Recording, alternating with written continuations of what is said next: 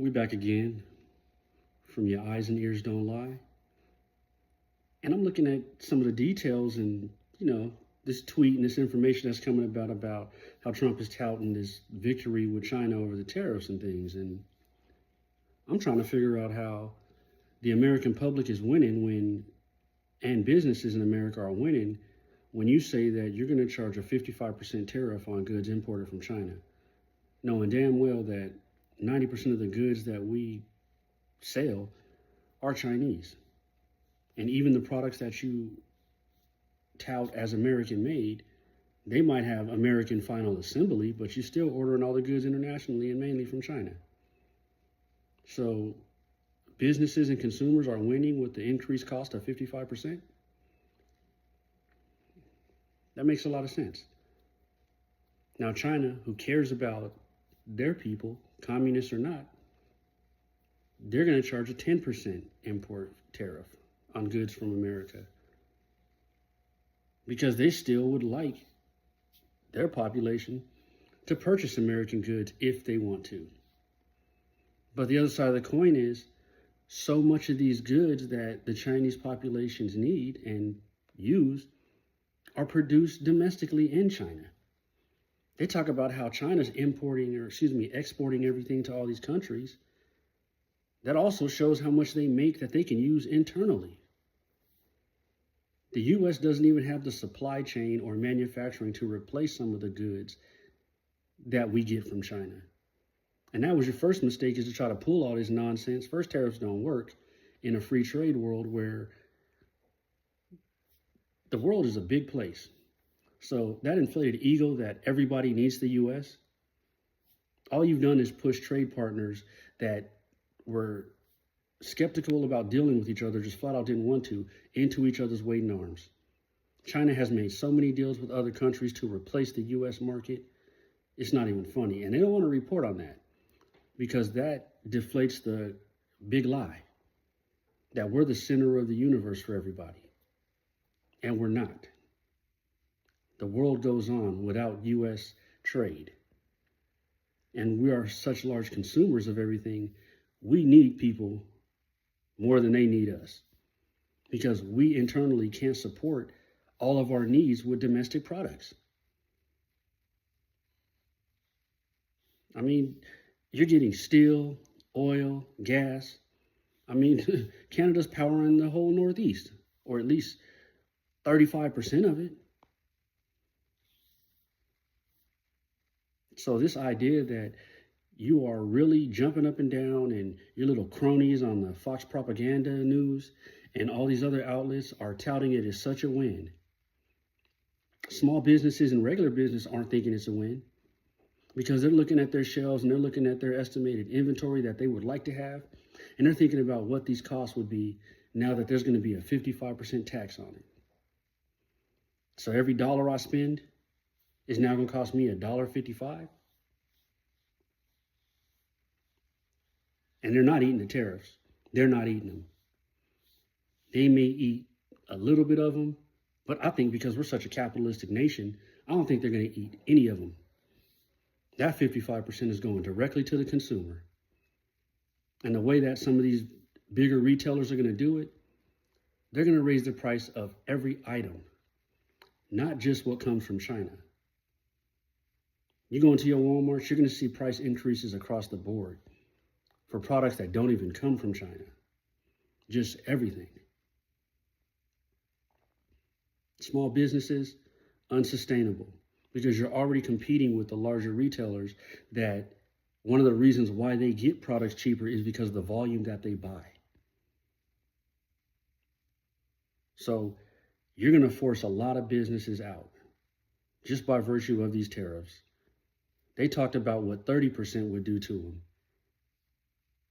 And you're talking about you won with 55%, and then the audacity to turn around and say China's only going to charge 10 on our imports. That's because China's smart. China doesn't want to damage their population financially as much as you want to damage yours. Made in America. Now, final assembly in America for a large majority of that. And the idea that tariffs are going to force companies to bring factory work back here is one of the most outlandish things I've heard in a long time. Because anybody who does work in factories or warehouses or things like that, they're trying to automate things as much as possible to eliminate the human aspect, to further drive additional products and efficiency.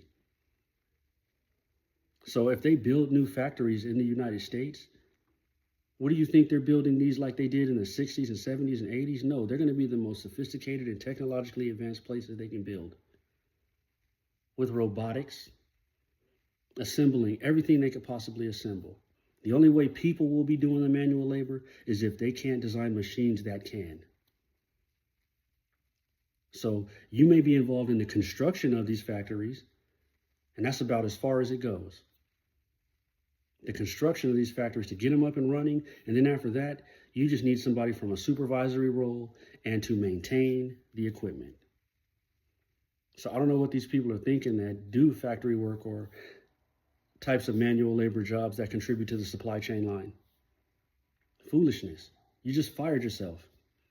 It's like people when you go into these retail stores and you go into Costco, Walmart, the grocery stores and all those. These people can't wait to point you in the direction of self-checkout. Instead of trying to show how you're a valued member of the company and that you can do things the machine can't, be more personable, help as much as you can. Nah, you just want to gesture and point to people to go use a self-service, self-checkout. You're just firing yourself. You're showing how little the company needs you. Because if people can read, they can walk over to self-checkout by themselves. So you're not trying to be an asset. You just think of it somehow as it makes my job easier. No, it don't. You're firing yourself. Because I'm already seeing what people have been doing at these corporations where over the last decade or so, people talk so highly of, oh, you got to learn the codes. You got to start coding. You got to do this. You got to do that. These tech companies are firing coders by the hundreds or thousands because now you're just coding with AI. So go on and fire yourself thinking that factory work back here is good. Because it's going to be good if you build robotics and you can maintain them, but not if you intend on doing that labor work because it ain't coming to you. Because you cost too much for these business owners that are all about profit and shareholders. A machine don't get sick. It don't come in late. It don't need a break. You don't got to give it benefits. But 55%, and that's a great thing. Man, please. 55% may not matter to the wealthy, because there's a certain group of people that are so wealthy that increased pricing is nothing but an irritant, but not a hurdle. They're mad they got to pay more, but they can definitely afford to do it. That ain't the general population. We care about cost. We care about living. We care about having an affordable, sustainable lifestyle, home ownership, things that the wealthy, they don't worry about. Because it's an annoyance, but not a hindrance when prices go up. So, at what point could we not trust our eyes and our ears? People that know better, how have you been convinced all this nonsense? It's like that old saying, you gonna believe me or your lying eyes? Your eyes are showing you something and your ears are you hearing something.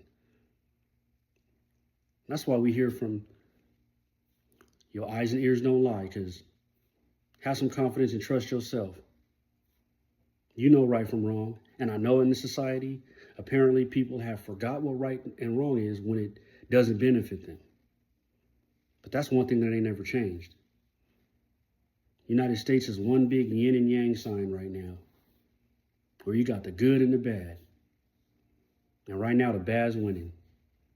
But it ain't over. So y'all need to get up off your shoulders and mobilize and start taking this country back for the people. By voting, by talking to your local government, talking to your state government, talking to your friends in a peaceful manner. Because I'm not trying to incite no violence or anything like that. That's not what I'm about. But if you want to make change, you got to be out there and be active. And I'm not saying you got to go protest, you got to do anything like that, because if that's not your thing, it's not your thing. Because me personally, I support people's freedom of speech and willingness to protest, but I don't think that's effective. These people don't care. When they sit on their yachts and they sit on one of their 10 mansions, they don't care about you protesting. They only care about money. So if you want change, you need to mobilize to affect their money. When they start losing money, then they'll care. So those are the avenues that you need to take.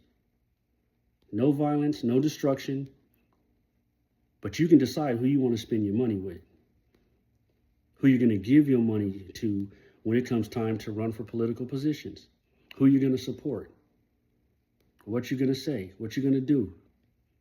Because there were a whole lot of people that lied their ass off last year when it came time to go vote. They talked about how despicable this dude was, and I know some of them, how horrible Trump is, and he's just morally repulsive. Like, he's repulsive. The things that he does and all that, and you went right to the polls and voted for him. Where's your morals and foundation? Where are your beliefs? Because 77 million people told you what their morals and beliefs are, and that's non-existent. But even some of them are flipping sides. Don't welcome them in, though. Don't give them a pass, because you did this to this country. And you didn't care until, wait a minute, you're losing money in your 401k because of all this market manipulation and corruption? Or you losing your farm or your business that relies on immigrant labor because you thought it wouldn't be you guys? Stand up, rise up, and do something if you're unhappy. But do something in a positive manner. Because if you're not part of the solution, you're part of the problem.